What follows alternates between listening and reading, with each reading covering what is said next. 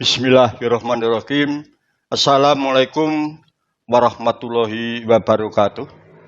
Saudara yang terhormat, mari kita mengkaji kembali pada eksistensi kehidupan manusia sebagai stats fundamental norm.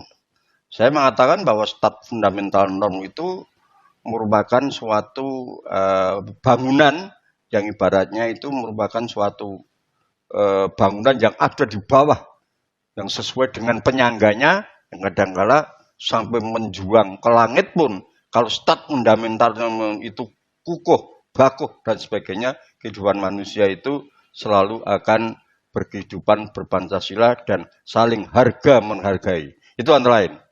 Oleh sebab itu saya bicara pada siang hari ini yaitu mengenai karakteristik Indonesia identitas nasional. Jadi saya ulangi, karakteristik identitas nasional.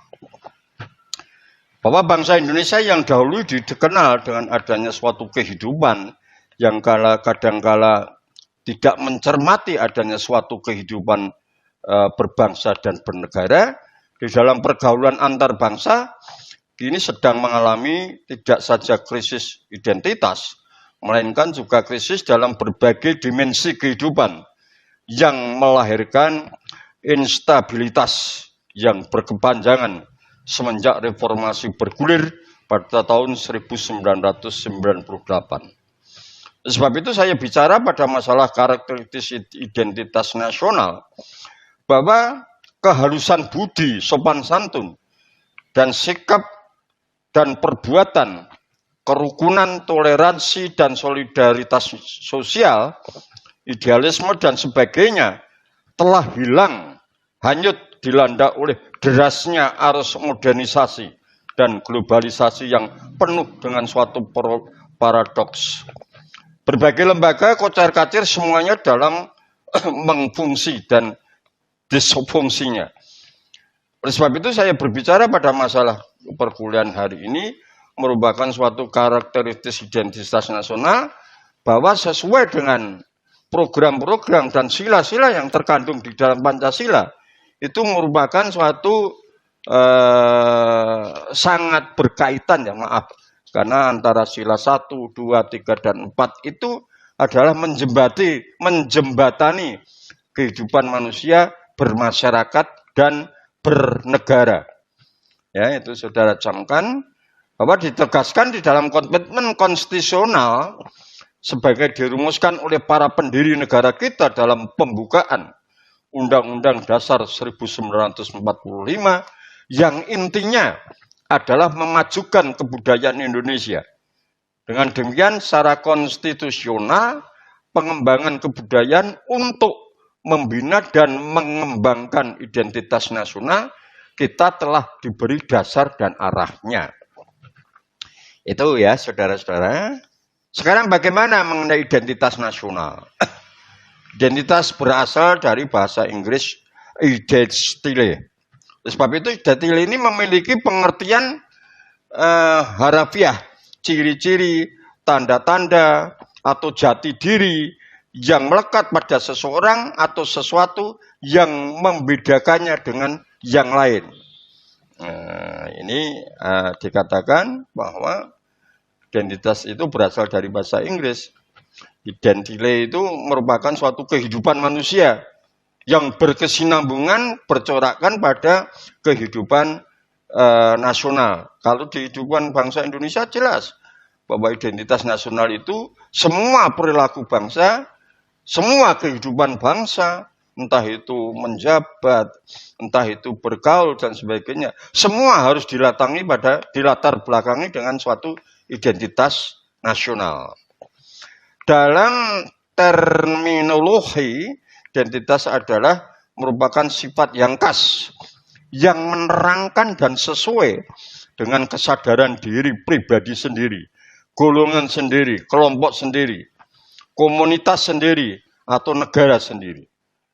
Mengacu pada pengertian itu, identitas tidak terbatas pada individu semata, tetapi berlaku pula pada suatu kelompok.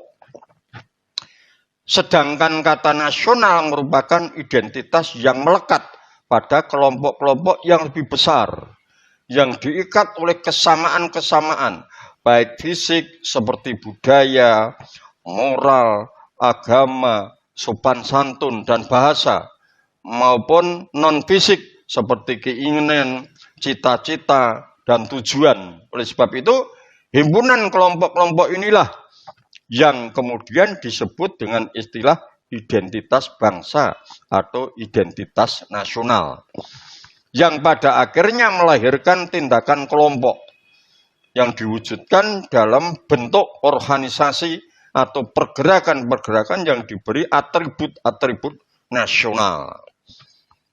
Ya, kata nasional sendiri tidak bisa dipisahkan dari kemunculan konsep nasionalisme. Bila dilihat dalam konteks Indonesia, maka identitas nasional itu merupakan manifestasi nilai-nilai budaya yang tumbuh dan berkembang dalam berbagai aspek kehidupan dari ratusan suku yang dihimpun dalam suatu kesatuan Indonesia menjadi kebudayaan nasional dengan acuan sebagai roh Pancasila. Oleh sebab itu ada juga Bhinneka Tunggal Ika.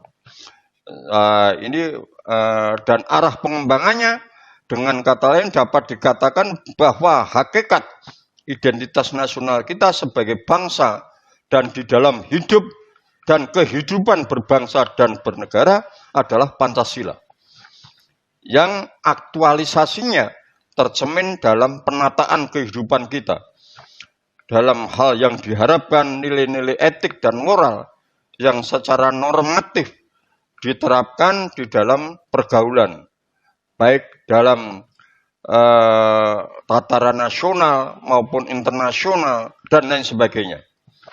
Nilai-nilai budaya yang bercermin di dalam identitas nasional bukanlah barang jadi yang sudah selesai dalam kebukuan normatif dan dogmatif, melainkan sesuatu yang terbuka, yang cenderung terus-menerus bersemi karena hasrat menuju kemajuan yang dimiliki oleh masyarakat pendukungnya.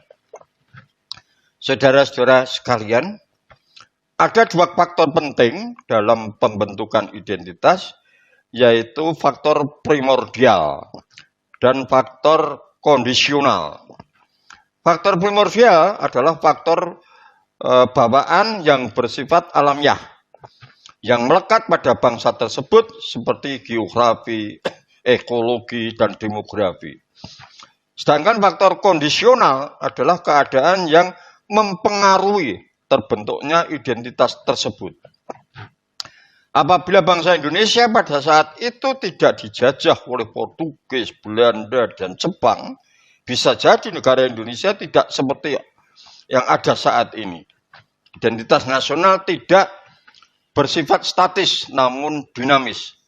Selalu ada kekuatan tarik-menarik antara yang bersifat global, ini saya terangkan pada saudara, dan globalitas mestinya etnisitas memiliki watak statis, mempertahankan apa yang sudah ada secara turun-temurun. Selalu ada upaya fundamentalisasi dan purifikasi, sedangkan globalisasi memiliki watak dinamis, selalu berubah dan membongkar hal-hal yang mapan. Oleh karena itu, perlu kearifan dalam melihat ini. Globalisasi adalah kenyataan yang tidak mungkin dibendung, sehingga sikap arif sangat diperlukan dalam hal ini. Globalisasi itu tidak selalu negatif. Kita bisa menikmati komputer, transportasi, dan teknologi, dan kekuatan-kekuatan teknologi yang canggih lainnya adalah karena globalisasi. Bahkan kita mengenal dan menganut 6 agama yang disetujui oleh resmi pemerintah adalah proses globalisasi juga. Konsekuensi dan implikasinya adalah bahwa identitas nasional adalah sesuatu yang terbuka untuk ditafsir dengan diberi makna baru agar tetap relevan.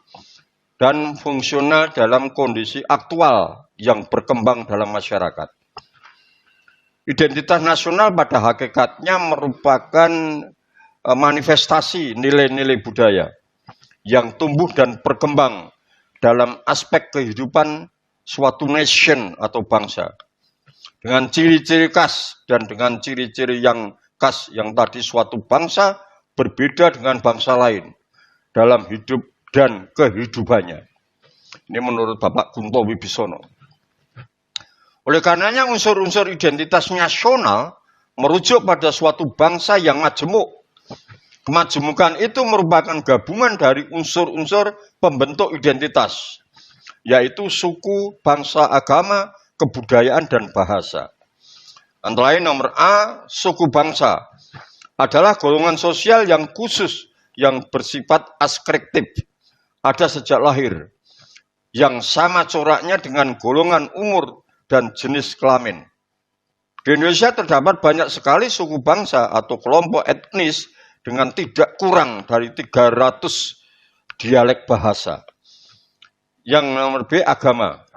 Bangsa Indonesia dikenal sebagai masyarakat yang agamis. Agama-agama yang tumbuh dan berkembang di Nusantara adalah agama Islam, Kristen, Katolik, Hindu, Buddha, dan Konghucu. Agama Konghucu pada masa Orde Baru tidak diakui sebagai agama resmi negara. Namun sejak pemerintahan Presiden Abdurrahman Wahid, istilah agama resmi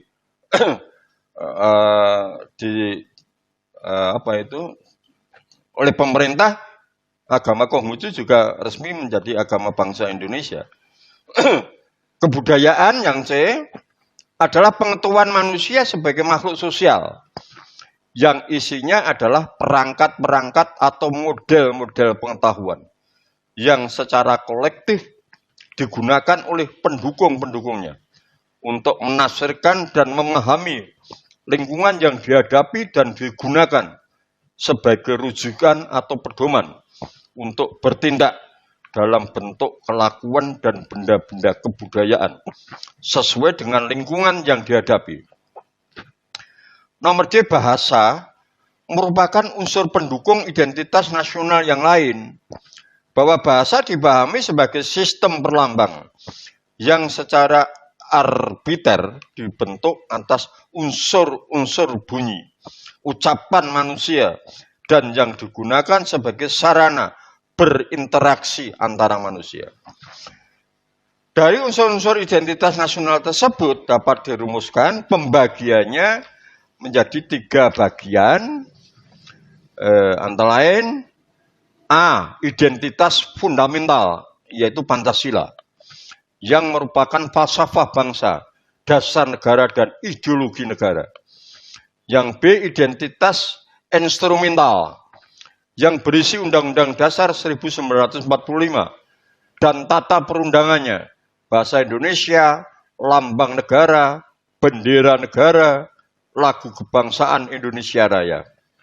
Sedangkan yang C, identitas alamiah, yang meliputi negara kepulauan, archipelago, dan pluralisme dalam suku, bahasa, budaya, dan agama, serta kepercayaan atau agama. Sedangkan keterkaitan globalisasi dengan identitas nasional, itu di era globalisasi pergaulan antar bangsa semakin ketat. Batas antar negara hampir tidak ada artinya. Batas wilayah tidak lagi menjadi penghalang. Di dalam pergaulan antar bangsa yang semakin kental, itu akan terjadi proses akulturasi. Saling meniru dan saling mempengaruhi antara budaya masing-masing. Yang perlu kita cermati dan proses akulturasi, apakah dapat melunturkan tata nilai yang merupakan jati diri bangsa Indonesia. Adapun kadang-kala orang mengatakan bahwa lunturnya tata nilai tersebut biasanya ditandai oleh 2 faktor. Antara lain, semakin menonjolnya sikap individualistis, yaitu mengutamakan kepentingan pribadi di atas kepentingan umum. Hal ini bertentangan dengan asas gotong royong. sesuai yang didengung-dengungkan oleh Soekarno bahwa kehidupan Indonesia itu harus bergotong royong, senang berdemokrasi, senang perdamaian, dan lain sebagainya. Sedangkan yang kedua, semakin menonjolnya sikap materialistis, yang berarti harkat dan martabat kemanusiaan hanya diukur dari hasil atau keberhasilan seseorang dalam memperoleh kekayaan. Hal ini bisa berakibat bagaimana cara memperolehnya menjadi tidak dipersoalkan lagi. Bila hal ini terjadi, berarti etika dan moral telah dikesampingkan. Bahwasanya etika, moral, agama, dan Pancasila itu selalu diagung-agungkan, selalu ditindaklanjuti, selalu melekat pada jiwa bangsa Indonesia untuk bermartabat, bernegara, dan berbangsa. Atas informasi yang semakin pesat mengakibatkan akses masyarakat terhadap nilai-nilai asing yang negatif semakin besar. Apabila proses ini tidak segera dibendung, akan berakibat lebih serius di masa pada puncaknya mereka tidak bangga kepada bangsa dan negaranya. Sebab itu pengaruh negatif akibat proses akulturasi tersebut dapat merongrong nilai-nilai yang telah ada di dalam masyarakat kita. Jika semua ini dapat dibendung, maka akan mengganggu ketahanan di segala aspek, bahkan mengarah kepada kredibilitas sebuah ideologi. Untuk membendung arus globalisasi yang sangat deras tersebut, kita harus berupaya untuk menciptakan suatu kondisi atau konsepsi agar ketahanan nasional dapat terjaga dengan cara membangun sebuah konsep nasionalisme kebangsaan yang mengarah kepada konsep identitas nasional. Oleh sebab itu, keterkaitan globalisasi dengan identitas nasional ini merupakan suatu intensitas hubungan masyarakat antara satu negara dengan negara lain menjadi semakin tinggi. Misalnya saja Indonesia berhubungan dengan negara lain bersamaan dengan kehidupan bangsa, merupakan rujukan untuk berperilaku yang sama dan sebagainya. Ini sebetulnya bisa saja, asal itu bisa menjunjung derajat bangsa itu sendiri. Di mata dunia kita menjadi bangsa yang sangat dikagumi oleh bangsa yang lain. Dengan demikian kecenderungan munculnya kejahatan yang bersifat transnasional menjadi semakin sering terjadi. Kejahatan-kejahatan tersebut antara lain terkait dengan masalah narkotika, pencucian uang, peredaran dokumen keimigrasian, dan terorisme. Masalah-masalah tersebut berpengaruh terhadap nilai-nilai budaya bangsa yang selama ini dijunjung tinggi. Kadangkala mulai memudar karena tidak kepercayaan diri kepada suatu aktualisasi kehidupan yang bermartabat, bermoral, bernegara, dan berpancasila. Hal ini ditunjukkan dengan semakin merajalelanya peredaran narkotika. Ini sangat-sangat merusak dalam kehidupan bangsa, khususnya bagi generasi penerus bangsa. Jika hal tersebut tidak dapat dibendung, maka akan mengganggu terhadap ketahanan nasional di segala aspek kehidupan. Bahkan akan menyebabkan lunturnya nilai-nilai identitas nasional. Oleh sebab itu, proses berbangsa dan bernegara, paham nasionalisme kebangsaan ini di dalam perkembangan peradaban manusia, interaksi sesama manusia berubah menjadi bentuk yang lebih kompleks dan rumit. Mulai dari tumbuhnya kesadaran untuk menentukan nasibnya sendiri. Di kalangan bangsa-bangsa yang tertindas kolonialisme dunia seperti Indonesia, salah satunya melahirkan semangat untuk mandiri dan bebas untuk menentukan masa depannya sendiri.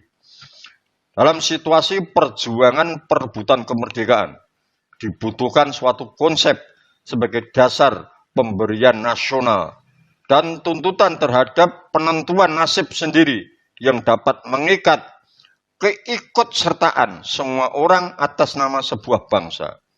Dasar pembenaran tersebut selanjutnya mengkristal dalam konsep paham ideologi kebangsaan yang bisa disebut dengan nasionalisme Dari sanalah kemudian lahir konsep-konsep seperti bangsa, nation, negara, states, dan gabungan keduanya yang menjadi konsep negara bangsa, nation, dan state sebagai komponen-komponen yang membentuk identitas nasional atau kebangsaan, sehingga dapat dikatakan bahwa paham nasionalisme atau paham kebangsaan adalah sebuah situasi kejiwaan yang dimana kesetiaan seseorang secara total diabdikan langsung kepada negara dan bangsa atas nama sebuah bangsa itu sendiri. Munculnya nasionalisme terbukti sangat efektif sebagai alat perjuangan bersama berebut kemerdekaan dari cengkeraman kolonial. Semangat nasionalisme diharapkan secara efektif oleh para penganutnya dan dipakai sebagai metode perlawanan dan alat identifikasi untuk mengetahui siapa lawan dan kawan. Oleh karenanya proses berbangsa itu melahirkan nasionalis itu dilihat dari serangkaian peristiwa. Seperti halnya pembentukan negara Sriwijaya pada waktu itu. Ya, yang jaya, adil, makmur, sejahtera, dan sentosa yang terbukti dengan adanya prasasti kedudukan bukit berbahasa Melayu kuno. Dipimpin oleh Wangsa Sailendra, merupakan kerajaan maritim dengan memiliki kekuatan laut yang handal dan luar biasa. Juga kerajaan Majapahit pada waktu itu pada abad ke-13 sampai 16 bahwa kerajaan ini berpusat di Jawa Timur dengan raja yang paling terkenal adalah Brawijaya. Raja Hayam Wuruk dengan Mahapatih Gajah Mada dengan terkenal Sumpah Palapa. Saya akan berhenti berpuasa makan buah palapa jika seluruh Nusantara takluk di bawah kekuasaan negara. Ini Sumpah Palapa Gajah Mada pada waktu kekuasaan Hayam Wuruk di Majapahit. Berdirinya organisasi bernama Budi Utomo. Ini setelah kita kembali pada Republik Indonesia sebelum merdeka itu ya. 20 Mei 1908 itu Budi Utomo adalah gerakan sosial kultural yang merintis kebangsaan nasional sebagai upaya mewujudkan Indonesia yang merdeka. Ini sangat hebat ini Budi Utomo. Menggelitik, menggairahkan, menyemangati pemuda-pemuda Indonesia untuk bangkit berusaha melawan Belanda dan berusaha untuk memerdekakan bangsanya sendiri. Dengan Sumpah Pemuda yang diikrarkan oleh para pemuda dalam Kongres Pemuda di Jakarta 28 Oktober 1928 sebagai pertanda lahirnya nasionalisme. Itu saudara-saudara kurang lebihnya mohon maaf. Beliau Taufik Walhidayah. Assalamualaikum warahmatullahi wabarakatuh.